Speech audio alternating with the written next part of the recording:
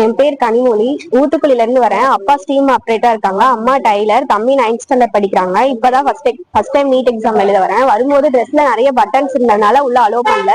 அதுக்கப்புறம் ஒரு inspector ma'am கூட்டிட்டு போய் ட்ரெஸ் வாங்கி கொடுத்தாங்க. அதுக்கப்புறம் உள்ள போய் எக்ஸாம் எழுதினேன். போகும்போது ரொம்ப பயந்துட்டேன், ரொம்ப அழுத வந்துருச்சு, ரொம்ப நர்வஸ் ஆயிட்டேன்.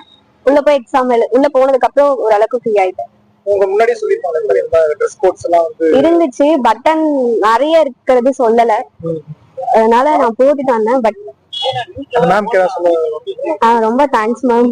ஃபர்ஸ்ட் டைமிங்கா எழுதுறதுக்கு கூட்டு வரீங்க, உங்களோட ஃபீல் எப்படி இருந்தது அந்த டைமிங்ல? அந்த பட்டன் இருக்கிறதுனால எழுதக்கூடாது? இல்ல எழுதக்கூடாதுன்னு சொல்லல, பாத்துக்கலாம் இருங்க அப்படின்ற மாதிரிதான் சொன்னாங்க. அப்புறமா அவங்களே கூட்டிட்டு போயிட்டு பாப்பாவை ட்ரெஸ் வாங்கி கொடுத்து கூட்டிட்டு வந்துட்டாங்க. உங்களுக்கு இந்த வரன்முறைகள் வந்து முன்னாடி அந்த அட்டவணையா தெரியுமா இல்ல தெரியாம? இல்ல தெரியாமதான் வந்தேன்.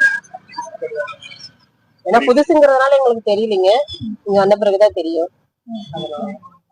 மத்தபடி எந்த ஒரு பதட்டங்களும் வருத்தங்களும் எதுவுமே இல்லைங்க. அந்த பட்டன் எல்லாம் ரிமூவ் பண்ணணும், ட்ரெஸ் எல்லாம் மாத்தணும் அப்படிங்கிறப்ப தெரியாம வந்துட்டாங்க. அலோ பண்ணிருக்கலாம், அவங்க அலோ பண்ணாம மறுபடியும் கூட்டு போய் ட்ரெஸ் மாத்தி அவங்களோட கடமையை வந்து கரெக்டா செய்யறாங்க அப்படின்ற மாதிரிதான் தோணுது. அந்த டைம்ல உங்க பொண்ணுக்கு ஒரு போலீஸ் மேடம் ஆமாங்க அவங்களுக்கு ரொம்ப நன்றி சொல்றேன். எங்க பொண்ணு மாதிரி விடாம அவங்க பிள்ளை மாதிரி கூட்டிட்டு போய் ட்ரெஸ் வாங்கி கொடுத்து உடனே அலோ பண்ணாங்க. ரொம்ப நன்றி சொல்றேன். செய்திகளை உடனுக்குடன் தெரிந்து கொள்ள உடனே சப்ஸ்கிரைப் பண்ணுங்க.